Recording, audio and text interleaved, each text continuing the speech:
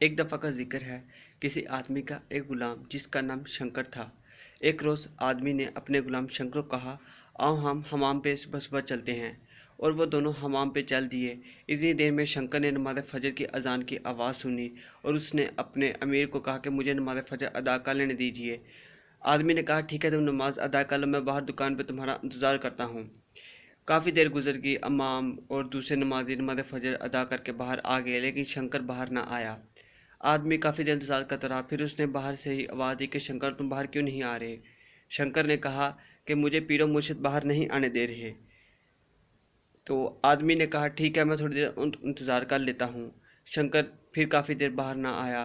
तो आदमी ने बाहर ही खड़े होकर कहा कि तुमको बाहर कौन सी चीज़ नहीं आ रही? हालांकि मस्जिद में तो कोई चीज़ भी नहीं है जो तुमको रोके हुए है।